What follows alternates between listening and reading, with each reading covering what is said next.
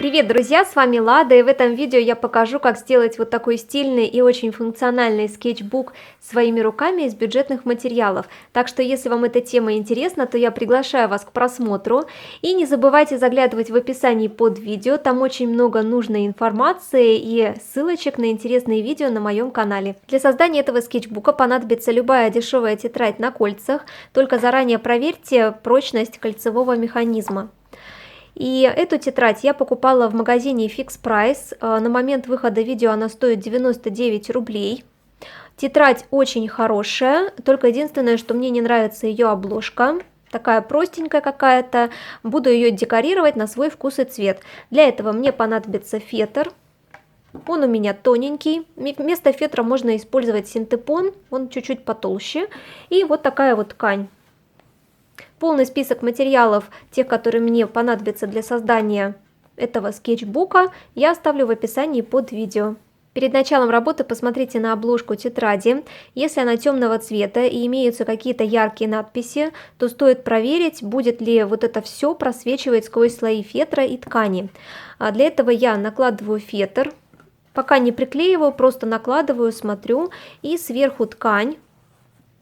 И смотрю, просвечивает ли у меня цвет обложки сквозь ткани фетр. У меня все нормально, поэтому я дополнительно с обложкой ничего делать не буду. Но если же у вас все-таки что-то просвечивает, или цвет обложки, или какие-то надписи, то тогда стоит обложку закрасить белой акриловой краской или же приклеить на нее лист белой бумаги. Приступим к работе. Первое, что мы сделаем, это прогладим фетр и ткань, чтобы не было складочек, чтобы они потом впоследствии легли у нас на обложку очень ровненько.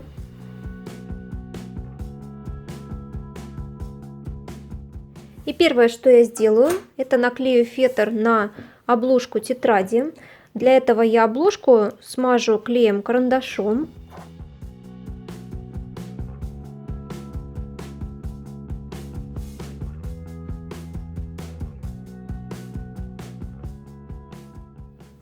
Внимательно смотрите, чтобы здесь не было внутри каких-либо пузырьков. Все должно очень гладко прилегать друг к другу.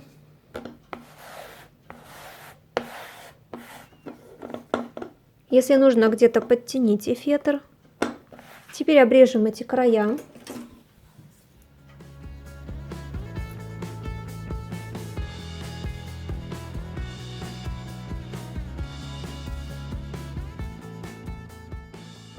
Итак, на этом этапе у нас все готово. Все обрезано по краям, и сейчас мы будем это все дело обклеивать тканью. Итак, беру ткань, прикладываю таким вот образом, чтобы с краев у меня оставалось приблизительно по 2,5 сантиметра. Ну, можно чуть меньше, там 2 сантиметра где-то. Вырезаю это все дело.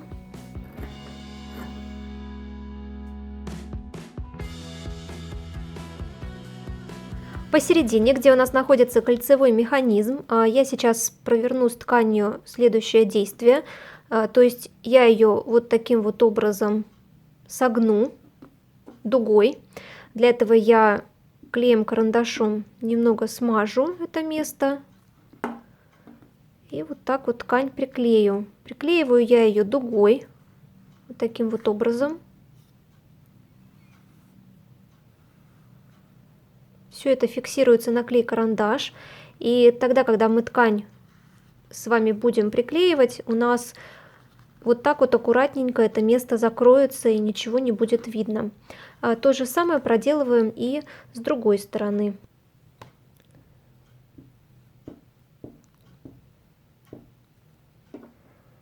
Только имейте в виду, у вас все это должно быть симметрично, чтобы было ровненько, аккуратненько.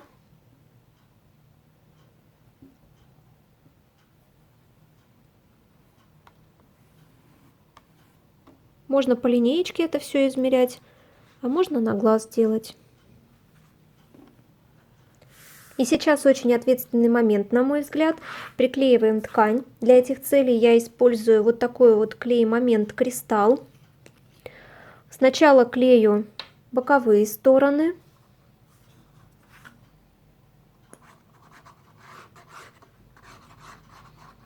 Очень хорошо проклеиваю и края обложки.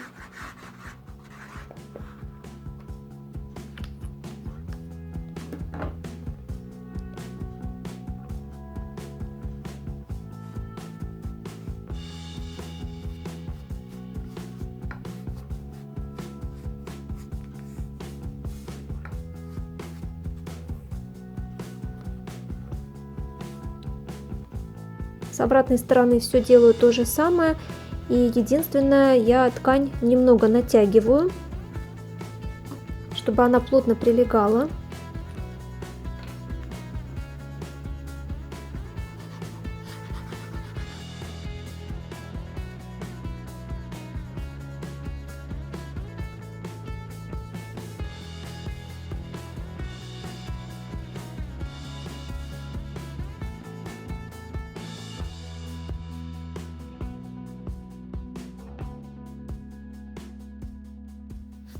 Проверяю плотное прилегание ткани следующим образом. Я просто переворачиваю тетрадь и смотрю, чтобы здесь не было никаких складок, никаких волн. Если все нормально, то продолжаю приклеивать. Для формирования уголков делаю следующую операцию. Я просто подрезаю вот этот вот квадратик. Ну, тут не совсем квадратик будет вырезаться, но тем не менее вот таким полукругом вырезаю это место с 4 сторон. Формирую уголок следующим образом. Я все это смазываю клеем карандашом, складываю пополам. Уголок готов. Потом мы его будем приклеивать, и он будет у нас выглядеть вот так вот. С обратной стороны все делаю то же самое.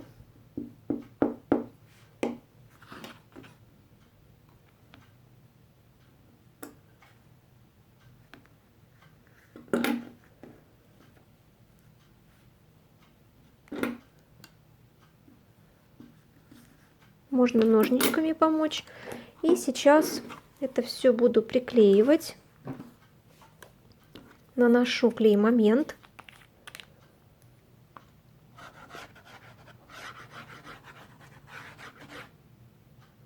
На уголочек непосредственно на него наношу.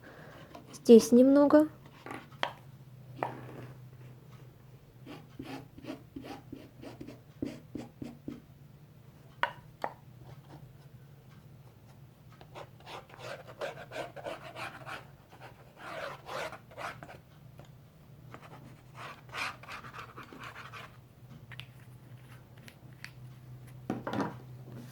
И начинаю приклеивать.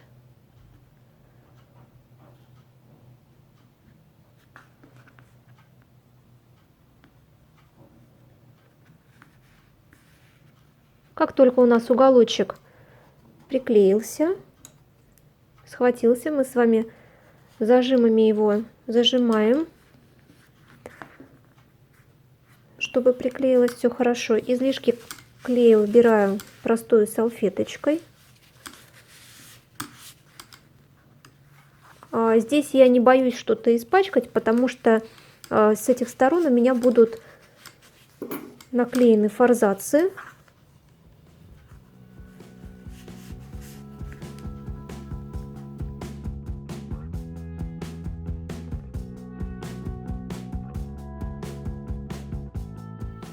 В этом месте стоит немножечко подержать, чтобы все хорошо приклеилось, так как здесь у нас кольцевой механизм находится. С этой стороны я сделала все то же самое. После того, как все проклеилось, я еще раз проверила тщательно, убираю зажимы, они мне больше не нужны.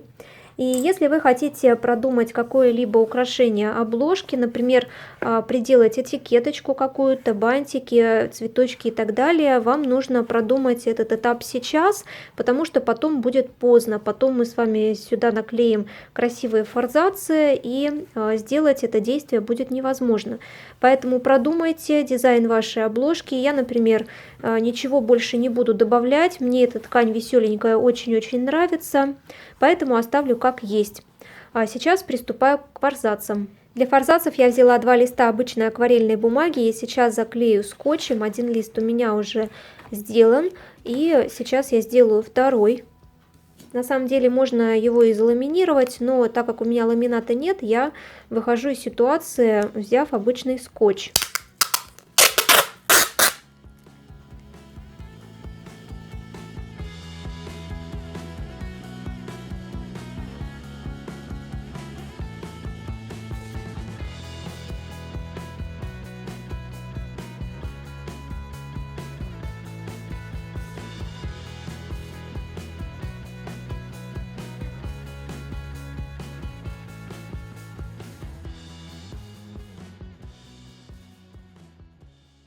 Теперь я беру мою обложку и снимаю мерки для будущих форзацев. Приблизительно они будут располагаться, отступая от краев по полсантиметра. Здесь получается 21,5 сантиметров по высоте и по ширине где-то сантиметров 17. Теперь беру листы акварельной бумаги. И сейчас как раз-таки эти мерки сюда и переношу. То есть у меня получается 21,5. Так.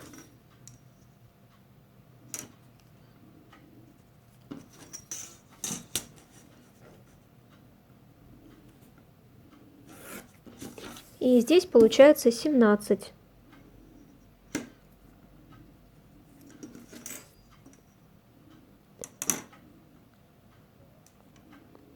Эти два форзаца будут одинаковых размеров, поэтому на другом листе бумаги я делаю точно такие же мерки. И сейчас этот получившийся прямоугольник вырезаю. Ну вот, два моих будущих форзаца готовы. На самом деле можно вместо белой акварельной бумаги использовать какую-нибудь бумагу для скрапбукинга или нанести самому какой-то узор. Но я минималист в этом плане, поэтому белые листы мне подходят. Сейчас я на одном форзаце буду делать кармашек. И буду делать его из той же ткани, что и делала обложку. Кармашек у меня будет небольшой, для каких-то тоненьких листочков бумаги, для набросков, поэтому он не будет слишком высоким. Здесь я учитываю еще и то, что край кармашка, верхний край, я буду обрабатывать, подгибать, чтобы ткань не осыпалась. Это тоже я учитываю. Так, я сделала карандашные метки, до какого у меня будет этот кармашек, до какого уровня. Здесь с каждой стороны у кармашка я оставляю приблизительно 2 сантиметра. Снизу оставлю чуть больше.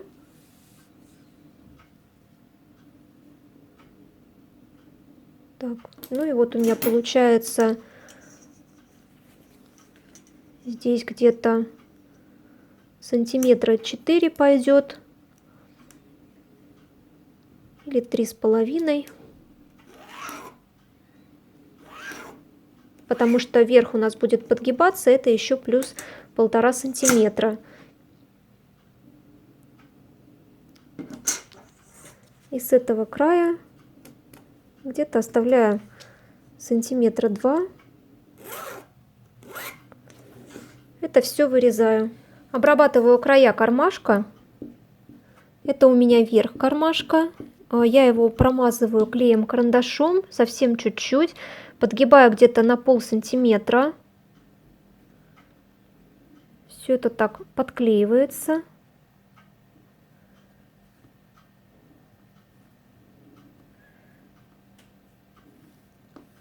Так, еще раз промазываю клеем-карандашом и подгибаю еще на полсантиметра.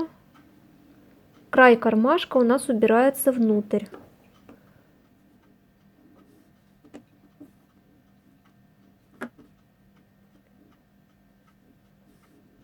Делаю строчку на швейной машинке. Итак, строчка сделана.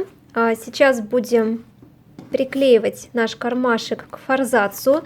Обратите внимание, что мы приклеиваем его на лицевую сторону нашего самодельного форзаца, то есть на ту, которая обклеена скотчем. Вот таким вот образом переворачиваем. Нам сейчас поможет клей-карандаш.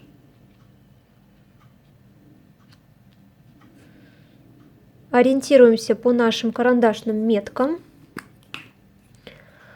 И сейчас вот таким вот образом проклеиваем карандашом края. Приклеиваем все. Уголки здесь мы точно так же будем формировать, как и на обложке.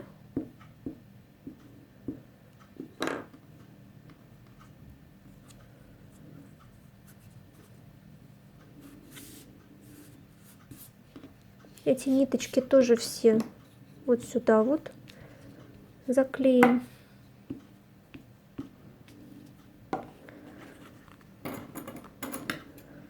Здесь отрезаем вот этот уголочек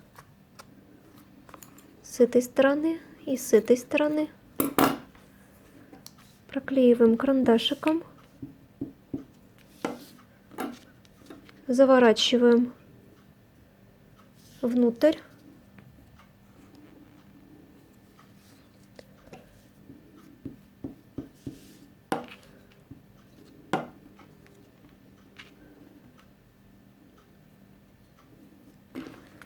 Здесь нам красоты не нужно. Главное, чтобы было все практично и чтобы вот эти уголочки у нас не распустились.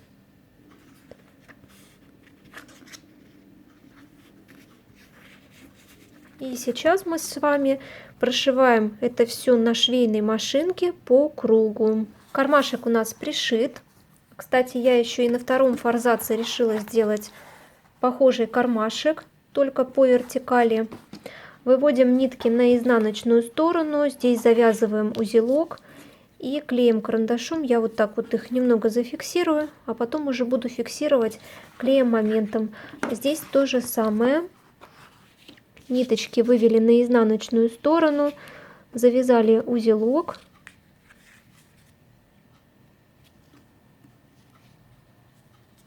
И клеем карандашом их немного зафиксировали.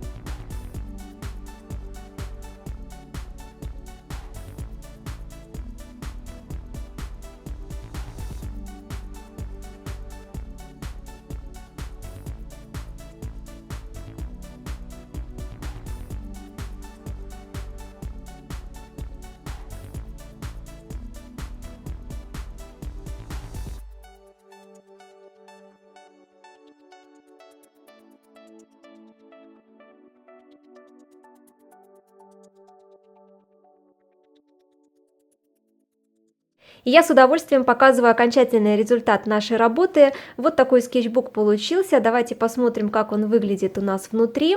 Так он закрывается на резиночку. Очень легко, оригинально и надежно, что самое главное. Ну и вот так вот он выглядит у нас внутри. Я уже сюда поместила некоторые мои работы. Здесь у нас кармашек очень удобный для того, чтобы положить какие-то листики для выкрасок или для черновиков. Здесь у меня выкраски красок. Бумагу можно сюда вставить любую, лучше всего акварельную, если вы акварелью рисуете, но вообще подходящую для вашей техники. Здесь у нас тоже кармашек. Тоже очень удобный. Листики у нас не выпадают. Здесь тоже какие-то листики у меня для черновиков, для выкрасок, для эскизов. Мне очень нравится, что получилось. Кстати, похожим образом я декорировала свой ежедневник. Он у меня вот такой вот. Я видео о нем чуть позже сниму обязательно. Обложка для этого скетчбука может быть абсолютно любой, не обязательно брать стопроцентный хлопок, можно взять даже искусственную кожу, будет очень круто смотреться. Единственное, что когда вы берете ткань, обратите внимание, чтобы она очень сильно не тянулась, иначе у вас будет перекошенная обложка, что не очень красиво будет выглядеть. Кстати, в этом скетчбуке можно сделать следующее. Например, если вы захотели сделать какой-нибудь небольшой эскиз простыми карандашами, а тратить на это вашу хорошую акварельную бумагу вы не хотите, то можно взять бумагу для эскизов из этого кармашка, поместить ее на обложку скетчбука и вот так вот зафиксировать резиночкой, можно уже что-то рисовать. Это легко получается, так как у нас обложка не слишком толстая, я бы ее все-таки твердой назвала, потому как фетр, который мы брали, у нас очень маленькой толщины. Я буду очень рада, если эта идея создания скетчбука вам понравилась и оказалась полезной. Обязательно ставьте большие пальчики вверх, подписывайтесь на канал и жмите на колокольчик, чтобы не пропустить новые видео и прямые трансляции. Желаю всем вдохновения, успехов в творчестве и отличного настроения. Увидимся очень скоро. Пока-пока!